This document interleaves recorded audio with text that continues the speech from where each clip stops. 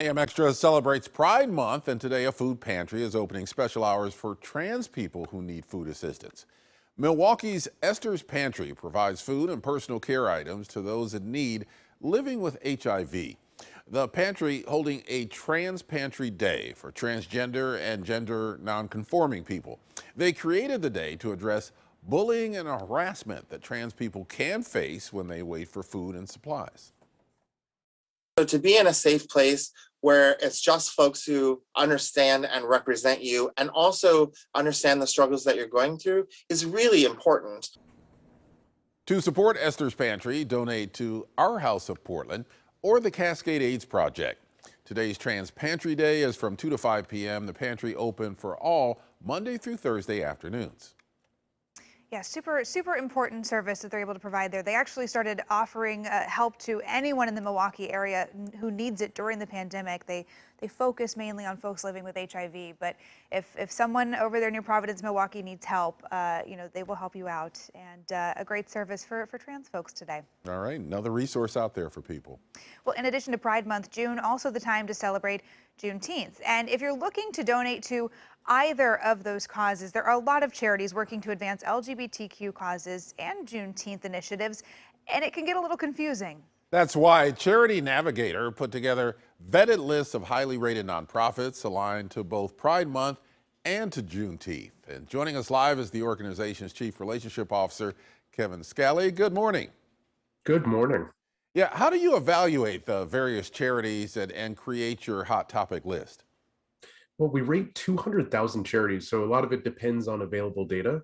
But essentially, we're looking to see how efficient and effective they are. So we get data from the IRS Form 990, and we also get data directly from the nonprofits themselves. And we also get socioeconomic stats from the local communities that they work in. And that generates an overall rating from a scale of 0 to 4 stars. And you can determine if you can give with confidence or not. So when you're rating these charities 0 to 4 stars, what kinds of things are you looking at to determine if an organization is a reputable charity? Sure. Yeah. Well, we look at essentially how much money is actually going towards programs versus expenses. And then in addition to that, looking at good governance practices. Do they have an independent board? Do they have a whistleblower policy? Do they have a donor privacy policy? Meaning, are they protecting you as well as making sure that your donation is being used efficiently? Yeah, for Pride Month, what types of charities can people support? What's out there? Yeah, I mean, there's a whole spectrum of organizations that are out there that are serving the community. Everything from social support, healthcare, legal services, advocacy, and a couple well-known organizations that come to mind would be the Trevor Project. That's an organization that focuses on crisis intervention and suicide prevention, specifically for the LGBTQ people under the age of 25. And then also there's an organization called GLAD, the Gay and Lesbian Alliance Against Defamation, and then the Resource Center, which focuses on queer crisis intervention as well. So we have Juneteenth coming up next weekend, and Charity Navigator actually has an interesting initiative here. Tell us about your work with Giving Gap and the types of charities people can find for Juneteenth. Yeah, so Giving Gap is a group that focuses on just that, closing the giving gap. There's real discrepancy as to where funds go. Specifically to Black-founded, Black-led organizations.